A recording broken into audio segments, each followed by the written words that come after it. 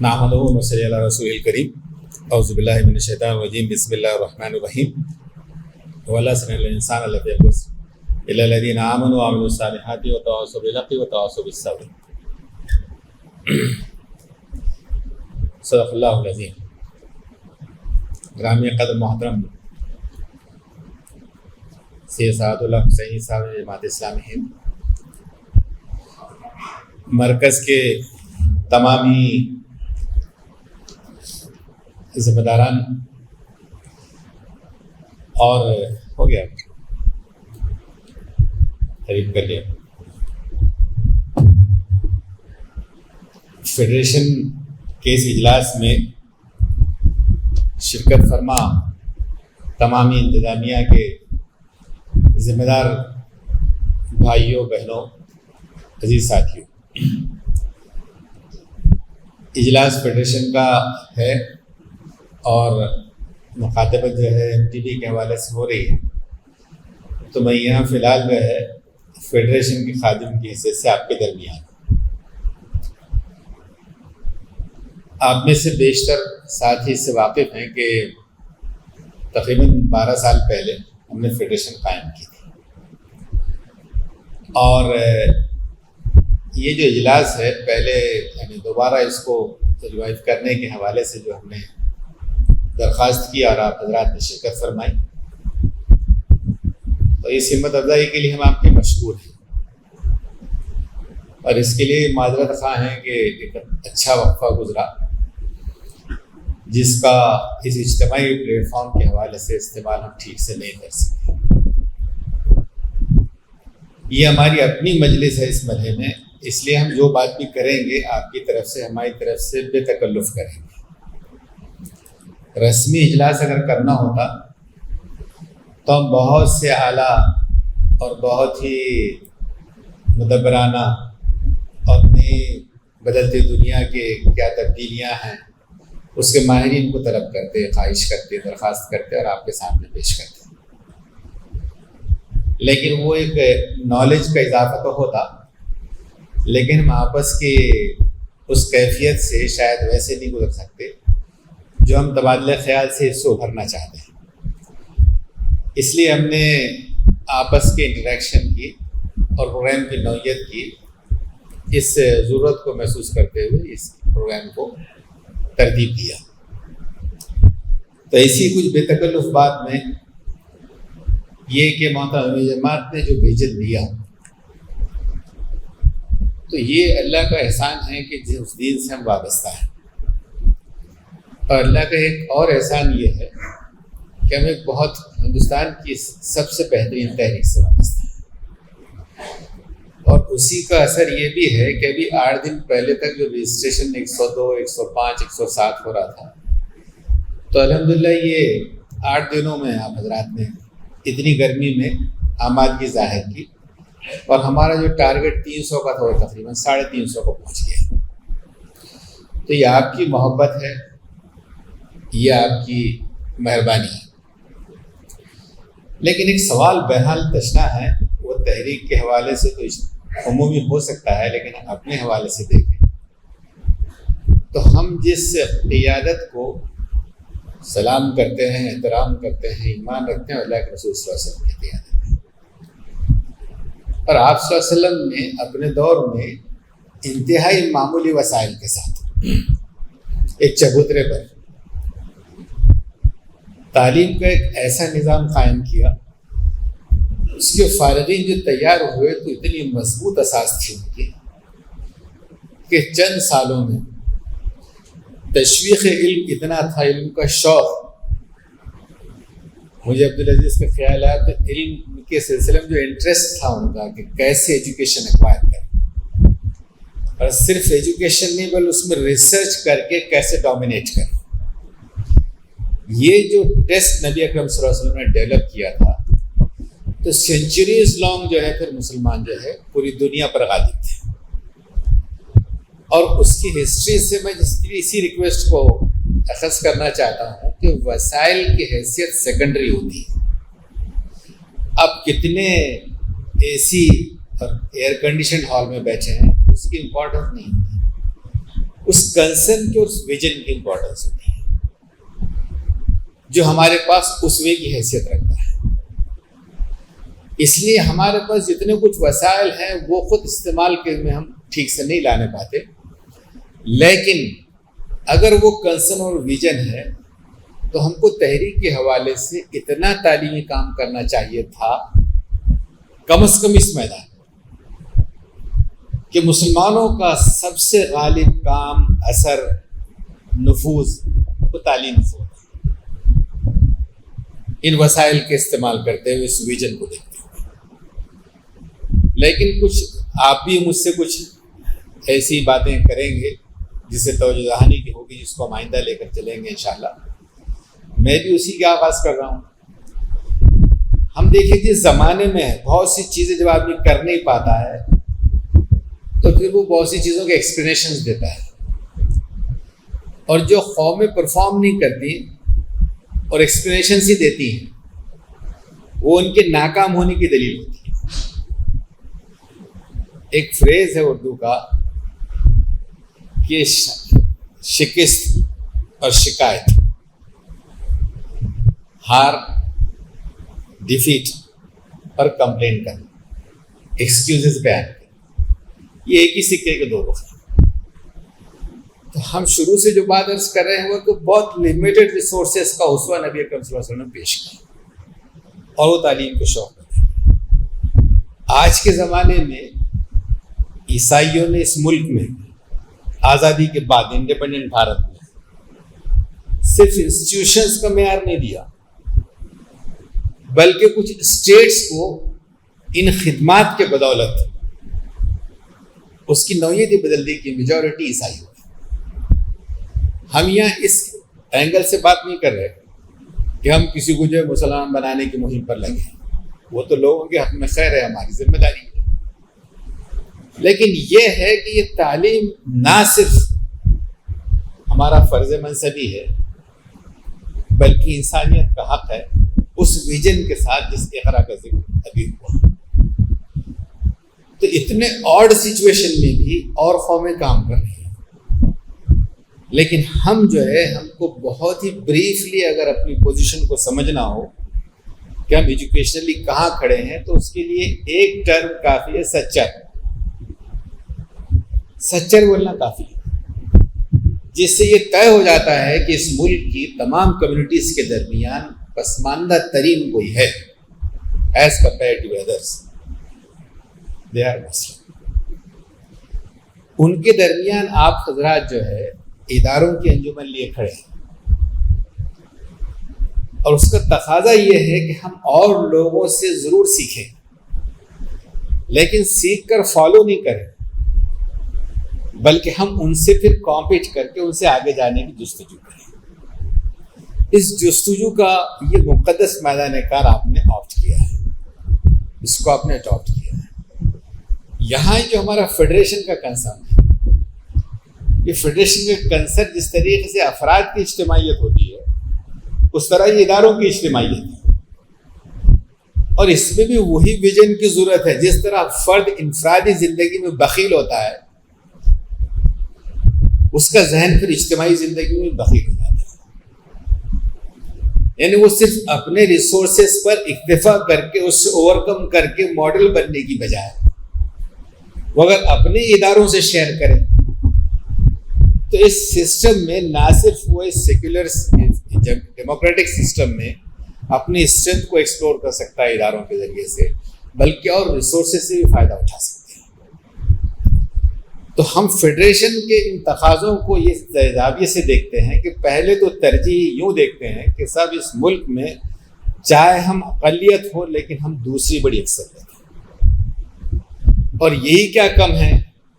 ہم تو یہاں پر 20 سال سے دلی میں ہیں، اور اگر کسی نے اداروں کی کوئی انجمنوں کا پروگرام کیا ہو تو 250-300 لوگوں کی شرکت کارنامہ ہوتا ہے. ہمارے پاس تو 8-10 دن کی موبلائزیشن میں 350 لوگوں کی شرکت ہے، اور بھرتی کے لوگ نہیں. ہم نے کہا کہ سب صدر سیکرٹری ذمہ دار ہوتا ہے، ایسے نہیں کہ اٹینڈنس کے لیے آ جائے. تو جماعت اسلامی کے اپنے اداروں کی تعداد تقریباً 2000 کے قریب ہے. اس کی اگر این جی اوز کو کم کر دیا جائے اس لیے کہ ایک این جی او زیادہ ادارے ہو سکتے ہیں تو 1000-1500 تو این جی اوز ہیں. ایک ادارے سے اگر ایک آدمی ریپرزینٹ کرے تو اس ملک میں 1200 اداروں کی انجمن کوئی نہیں ہے. مسلمانوں میں سے کوئی انجمن نہیں ہے. اور پھر اس اسٹرینتھ کو یہ دیکھیں کہ ہم صدر کو بلاتے ہیں تو 1000 صدر ہوں گے, 1500 صدر ہوں گے. اگر ہم اس کے بعد اس ڈیموکریٹک پروسیس میں اپنے رائٹس کو محفوظ کرنے کے لیے, اس کے پروٹیکٹ کرنے کے لیے یا اپنے حقوق کے حصول کے لیے اگر کوئی مزاحمت کرتے ہیں تو یہاں پر طریقہ ہے پروٹیسٹ کا. اگر یہ 1500 اسکول کے ٹیچرز کو موبلائز کرتے ہیں اور ایوریج 50 بھی اگر پکڑ کے چلیں تو 7-7.5 ہزار ٹیچرز کو ہم جمع کر لیں گے دلی میں ایجوکیشن کے ایشوز میں. اور اگر ایشو جیسا کہ یہ کانکرنٹ لسٹ کا ایشو ہے, اسٹیٹ کا بھی ہے, سینٹر کا بھی ہے, اگر ہم اسٹیٹ میں پروٹیسٹ کرنا چاہیں گے اور اسٹوڈنٹس کو جمع کر لیں گے تو لیکس آف اسٹوڈنٹس اور کوئی مشکل نہیں ہوگا. لیکن ہم اس پولیٹیکل سینیریو میں اس پولیٹیکل ٹول کو استعمال کریں اپنے حقوق کے حصول کے لیے اور اس کو بہتر طور پر اثر انداز ہونے کے لیے, تو بہت بڑی قوت ہے. اس کے بعد اگر ہم اس کو معیاری طور پر کرتے ہیں, جیسے اس اجلاس کو ہم نے جماعتی کے اداروں کے ذمہ داران پر اکتفا کیا, یہ صرف جماعت کے اداروں کا فیڈریشن ہے, یہ پوری ملت کا ہے. ملت بھی اس لیے کہہ رہے ہیں کہ اس میں مسلم نہ ہے, تو ملت کا ہے. یہ ملت جماعت کے سائز سے کئی گنا بڑی ہے اور مفید کوشش ہو اور ملت شامل ہو جائے تو ملت پھر لیڈ کر سکتی ہے اس حکومت کی تعلیمی پالیسیز کے لیے. اس حکومت میں اپنی ذمہ داری نبھانے کے لیے جو سوشل سیکٹر سے ودرا کرتی چلی گئی, یعنی ایک زمانے سے بات تو ہو رہی ہے رائٹ ٹو ایجوکیشن میں فری ایجوکیشن کی, فری اینڈ کمپلسری ایجوکیشن کی بات تو ہو رہی ہے وشو بننے کی, لیکن وہ 6% جی ڈی پی نہیں ہو کے اب تک جو کر رہے ہیں بمشکل 4.42% ہے, اور وہ 4.42% میں بھی اسٹیٹ کا شیئر 4% ہے اور سینٹر جو خرچ کر رہا ہے وہ جسٹ 0.42% ہے. اس پر ایک اسٹیٹمنٹ صرف جماعت اسلامی کا آیا تو اس کو مین اسٹریم میڈیا نے اس کو رسپونڈ کیا. اگر اس میں آپ کا سیریس کنسرن آتا ہے تو یہ سیریس کنسرن مسلمانوں کی اس تصویر کو پیش کرے گا کہ یہ ملک کے خیر خواہ, یہ صرف مائنورٹیز کے بجٹ کی لڑائی نہیں لڑ رہے ہیں, مائنورٹیز کے حقوق کی لڑائی نہیں لڑ رہے ہیں, بلکہ ملک کی تعلیمی پالیسی اور ملک کے سوشل سیکٹر کو پروٹیکٹ کرنے کا شعور یہ رکھتے ہیں. تو آپ اپنی قوت کو سمجھیے.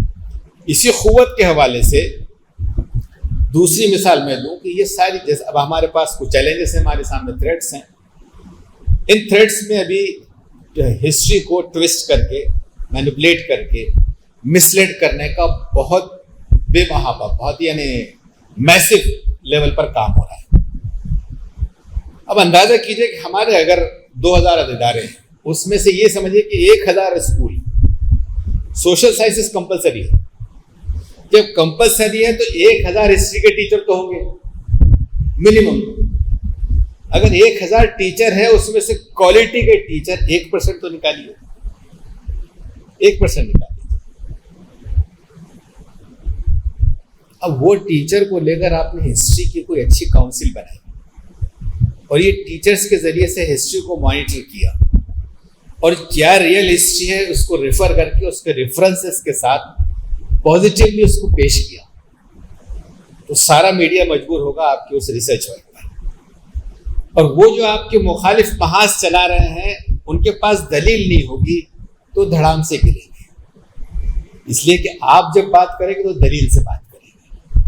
تو اس کے لیے آپ کو ایکسٹرا سورسز لانے کی ضرورت نہیں ہے. فیڈریشن کی ان بلٹ اسٹرینتھ اتنی ہے کہ صرف تھوڑی سی توجہ کی ضرورت ہے.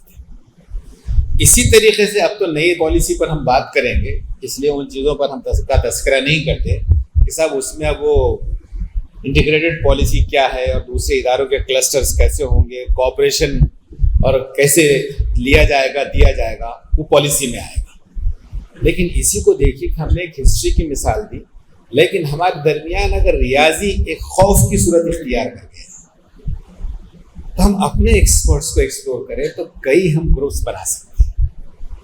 اسی طریقے سے پھر اس پر بات آئے گی آپ کے فنڈس کے حصول کے لیے، اسکیم سے فائدہ اٹھانے کے لیے. وہ اسکیمز کے سلسلے میں اگر ہم ایک ایسے پلیٹ فارم سے ریپرزینٹ کریں جس سے وابستہ اداروں کی تعداد تھاؤزنڈس میں ہے، تو ہم بڑے سے بڑے گروپ کو اپروچ کر سکتے ہیں کہ یہ جو پلیٹ فارم آپ کے سامنے آیا ہے ایک ادارہ لے کر نہیں آیا ہے، بلکہ اس ویژن کے اور اسٹرینتھ کے ساتھ آیا ہے. تو باہمی کوآپریشن سے کئی چیزیں کر سکتے ہیں. اسی میں ایک اور بات عرض کرتے چلے کہ سب بہت سی چیزیں ایسی ہیں جو ہر ادارے کو عام طور پر اپنی لڑائی لڑنی پڑتی ہے، جبکہ ضروری نہیں ہے کہ وہ لڑائی جو ہر ادارہ لڑے کہ کچھ چیزیں ایسی ہیں کامن ہیں، لیکن سب جمع نہیں ہو رہے تو کسی میں انٹرسٹ سے وہی کرے، وہ آئے سپریم کورٹ تک. تو بہت سی ایسی چیزیں ہیں جو انڈیویجول ادارہ اس سے اوور کم نہیں کر پاتا ہے. جب اوور کم نہیں کر پاتا ہے تو تقاضا یہ ہے کہ اس کو شیئر کریں، اور شیئر کرنے میں کتنی اہم پالیسی ہو اگر ہم اس کو سپریم کورٹ سے لیگلی روک سکتے ہیں. اگر سپریم کورٹ کو 50 لاکھ روپے بھی لگتے ہیں تو اداروں کے حصے میں 25,000 بھی نہیں آئے گی.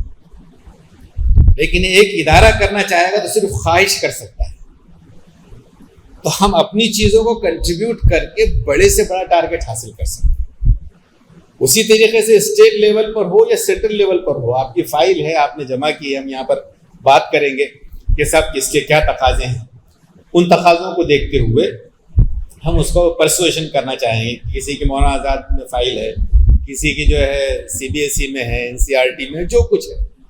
ہم جہاں ایک اپنا آفس رکھتے ہیں اس آفس میں بہت لمیٹڈ اسٹاف رکھے نا، تو آپ کو ہر وقت جو ہے ہریانہ تو پاس میں لیکن تمل ناڈو سے اور کرناٹکا سے آنے کی ضرورت نہیں.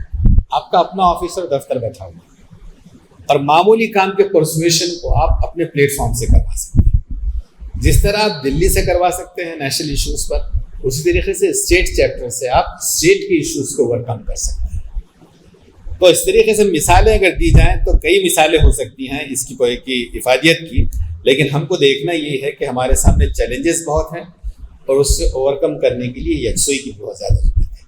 آپ کے سامنے مدارس کے چیلنجز آئیں گے. حکومت بہت تیزی سے اس تیاری میں لگی ہے.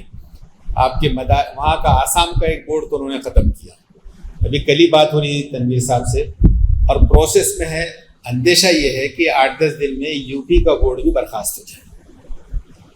اس تفصیل کا یہاں موقع نہیں ہے کہ صاحب وہ کیسا رویہ اختیار کر رہے ہیں، لیکن میں دوسری تفصیل کا حوالہ ضرور دوں گا، اس لیے کہ مدارس کی بات تو مدارس پر ہوگی، لیکن وہ بہت تیزی سے اس پر متوجہ ہیں کہ مائنورٹی رائٹس کے حوالے سے جو ان کو دستوری تحفظ حاصل ہے وہ ختم کر دیا جائے.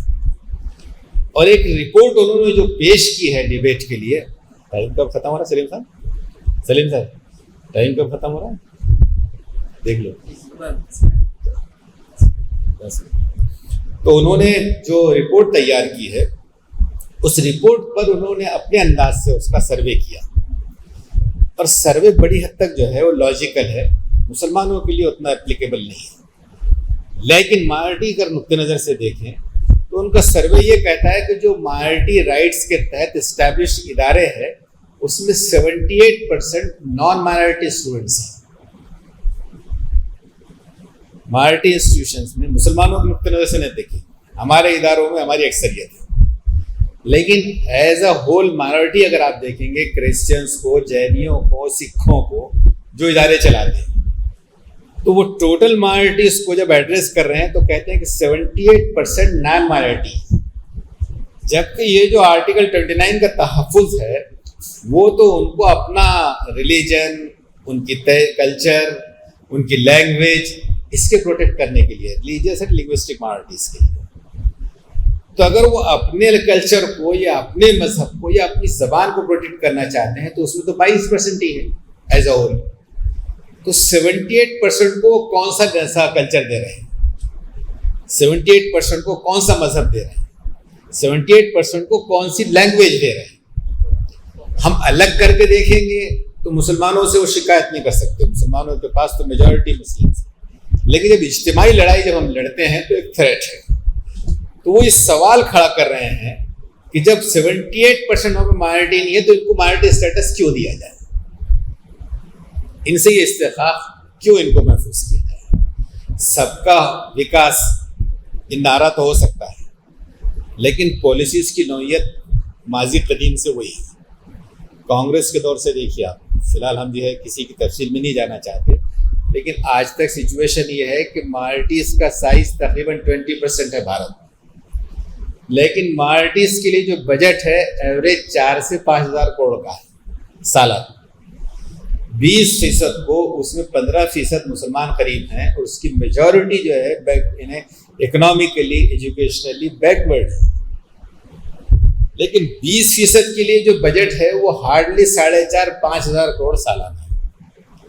ان کے مقابلے میں ایس سیز جو ہیں جو کمپیریٹیولی بہتر ہیں اکنامکلی بھی اور ایجوکیشنلی بھی، ان کا سائز 16% پلس ہے، لیکن ان کے لیے جو گرانٹ ہے وہ 40,000 کروڑ پلس ہے. ایس ٹیز جو ہے 8.6% ہے، ان کا بجٹ 9,000 کروڑ ہے. اسی سے سمجھ لیجئے کہ مسلمان کو جو ہے روپیے میں سے ملے گا زیادہ سے زیادہ جو ہے 12-15 پیسے، 12 پیسے، اور ان کو ملے گا روپیہ. تو ان کی اور ہماری، اور وہ بھی ہماری آبادی اور ان کی آبادی ٹوٹل مائنورٹی کی کمپیریزن، تو ان کو گرانٹ کیا مل رہی ہے اور وہ کس تیزی سے اٹھ رہے ہیں، اور ہماری حیثیت کیا ہے اور ہم کو کیا مل رہا ہے. یہ بالکل کھلی جانبداری ہے، کھلی جانبداری. اس کو ہم سائنٹیفکلی اچھے سروے اور ریسرچ کے ساتھ کرنا چاہیں تو کوئی اور ایجنسی اگر ریسرچ اور سروے کرے گی تو کاسٹلی ہوگا بہت. ہمارے لیے اتنا آسان ہے کہ اگر وہ سروے کرتے ہیں پورے نیشنل لیول پر اور 1000, 2000, 3000 سیمپل سروے کرتے ہیں تو بہت کاسٹ پے کرنی پڑتی ہے. ہم تو اپنے یہ اداروں کو دے دیں کہ سب 100 کا سیمپل چاہیے اور 100 کا سیمپل ہمارے اداروں سے آ جائے تو ہم پورے بیس کے ساتھ، پورے ڈاکومنٹس کے ساتھ، وہ اگر 1000 کا کرتے ہیں تو ہم 10,000 کا سیمپل سروے دیتے ہیں. اور اگر یہ ریسرچ ہم کر سکیں، سروے ہم کر سکیں تو اس ملک میں وہ بنیاد فراہم کریں گے کہیں آ کر سچے پر آ کر نہ رک جائیں، بلکہ اپڈیٹ ریسرچ، اپڈیٹ سروے ہم اپنے اس پلیٹ فارم سے کر سکتے ہیں اور کئی زاویوں سے اس پر اثر انداز ہونے کی اپنی جستجو کر سکتے ہیں. تو یہاں ہمارا اس پروگرام کا جو منشا ہے وہ سیکھ سے اسی پہلو سے ہے کہ ہم اپنے آپ کو پہلے ٹھیک سے مضبوط کریں اور اپنے آپ کو ماڈل بنانے کی کوشش کریں. ہم اس احساس کو جلا بخشیں کہ اگر ہم اس کے منتظمین ہیں تو ہم مسئول ہیں اللہ کے پاس. کل کے دن جو ہے پیرنٹس یہ نہ کہیں کہ ہم نے اپنے بچوں کو اپنی نسلوں کا حوالے کیا تھا اور آپ نے دی گئی نسلوں کو نہیں سنوار نہیں سکتے. وہ جو دائی کام کرتا ہے تو لوگوں کے جا کر ایک ایک ٹھوڑی کو درخواست کرتا ہے کہ صاحب میری بات سنو، دیکھو میں تمہارے لیے خیر کا پیغام ہے. لیکن یہ ذہن سازی کے لیے 10-10 سال کے لیے پیرنٹس اپنے بچوں کو حوالے کر دیتے ہیں اور ہم یہ سمجھیں کہ صاحب ویسی قسم کرسی میں چل رہے ہیں، 3,000-5,000 روپے تنخواہ دے کر بچوں کو پڑھا رہے ہیں. تو یہ خدمت نہیں ہے، یہ خدمت نہیں ہے، بلکہ یہ جو ہے یہ اس نسل کے ساتھ، یہ نسلوں کے ساتھ دھوکہ ہے. کون اس کی اجازت دے سکتا کہ آپ اپنے بچوں کے لیے اجازت دیں گے کہ آپ کے بچے اسی قسم کی انسٹیٹیوشن میں جہاں کوئی ویژن ڈیولپ نہیں ہوتا. ویژن تو دور کی بات ہے، لینگویج نہیں آتی، ان کو ریاضی کی گنتی نہ آتی اور وہاں پر نسلیں وہاں سے فارغ ہو جاتی ہیں. تو ایسے اداروں کو چلانے کی اجازت کیسے دی جا سکتی؟ اس سے اوور کم کرنے کے سلسلے میں ہم دوسری گفتگو کریں گے جب MTB کے کیا پروجیکٹس ہیں اس حوالے سے، اس پر بھی آپ سے شیئر کریں گے. لیکن درخواست یہ کرنا ہے کہ یہاں سے ہماری جستجو یہ ہو کہ ہم مینجمنٹس کو مستحکم کر سکیں، مینجمنٹ کا ویژن جو ہے باہمی تعاون سے بڑھا سکیں. اس لیے کہ مینجمنٹس کا رویہ یہ ہے کہ ٹیچرس کی تو ٹریننگ کرنا چاہتے ہیں، بچوں کو بھی بیدار کرنا چاہتے ہیں، لیکن جو بیدار کر رہے ہیں وہ اپڈیٹ نہیں ہوتے ہیں تو وہ کس چیز کو دینا چاہتے ہیں؟ جو خود اپڈیٹ نہ ہونا چاہیں وہ کیا ڈیلیور کرنا چاہتے ہیں؟ تو مینجمنٹس کا عام کلچر یہ ہے کہ اپنے اورینٹیشن کے لیے، اپنے اپلفٹمنٹ کے لیے، اپنے بیٹرمنٹ کے لیے فکر مند کم ہوتے ہیں. تو یہ اس کا بہت سوٹیبل پلیٹ فارم ہے فیڈریشن، کہ ہم اس طریقے سے بھی سوچیں. اس کے علاوہ بھی آپ سوچیں. ہم جب جمع ہوئے ہیں تو باہم تبادلہ خیال کے لیے جمع ہے، اوپن سیشن بھی ہمارے پاس ہے اور مواقع بھی ہیں. تو اس حوالے سے ہم یہ چاہیں گے کہ ہم جتنا اس پلیٹ فارم کو مستحکم کر سکتے ہیں اس کی جستجو کریں، اور اس جستجو سے اللہ کرے کہ اس 2 دن کے کانفرنس کے بعد کوئی ایسا نقشہ سامنے آئے کہ انشاءاللہ چند مہینوں کے بعد پھر ہم ایک بڑی کانفرنس ملت کو ساتھ میں لے کر کریں، اور اس مہم کو جتنا پھیلا سکتے ہیں بڑھا سکتے ہیں. اس لیے بڑھائیں کہ حالات چاہے کتنے دیگر کو ہوں، لیکن یہ میدان اس کا اب بھی اور ہر وقت خالی ہے. بلکہ بہت سی ایسی چیزیں ہوتی ہیں جو ہوتی ہے تو اس میں آزمائش، لیکن آزمائش میں موقع نکل جاتے ہیں. جیسا پالیسی پوائنٹ آف ویو سے حکومت جس طریقے سے سوشل سیکٹر سے دستبردار ہو رہی ہے تو پرائیویٹائزیشن آ رہا ہے. ہم پالیسی اعتبار سے تو کریں گے، اس پر تنقید کریں گے، پریشرائز کریں گے، حکومت کو ذمہ داری نبھانے کے لیے متوجہ کریں گے، لیکن ہم کو موقع ہے تو ہم اپنے پرائیویٹ اسپیس میں نکال کر معیاری ادارہ بنائیں گے. اور اس کی وہی مثالیں دیکھیے آپ. مشری کا جو اسکول ہے وہ خیراتی ادارہ نہیں ہوتا. لوگ قطار لگا کر آتے ہیں اور ڈھیروں پیسے انڈیل کر جاتے ہیں. تو سوچ کا فرق ہے، اور وہ ڈھیروں لے کر ویسی سروس دے کر ایکسپانڈ کرتے ہیں. تو ہم کو بھی اس ویژن کو ورک آؤٹ کرنا چاہیے کہ ہمارے اداروں کو امپاور کرنے، یوزفل بنانے، ایکسلنس کے حصول کے لیے ہم اجتماعی طور پر کیا میکانزم بناتے ہیں جس سے کہ ہم ملت کا ایک ایسا رول ماڈل ڈیولپ کریں کہ وہ ملک کی، صرف ملت کی نہیں بلکہ ملک کے خیرخواہ کے ایسے انسٹیٹیوشنس کے ایک وسیع الاطراف ویژن کے ساتھ آگے بڑھ سکیں. اللہ تعالیٰ سے دعا ہے کہ ہم کو اس مقصد کے لیے متوجہ ہونے، اس کے تقاضوں کو حاصل کرنے اور اس سے ابھرنے اور اس کے وسائل کے ساتھ توفیق عطا فرمائے. ربنا تقبل منا انک انت السمیع العلیم، وآخر دعوانا الحمد للہ رب العالمین.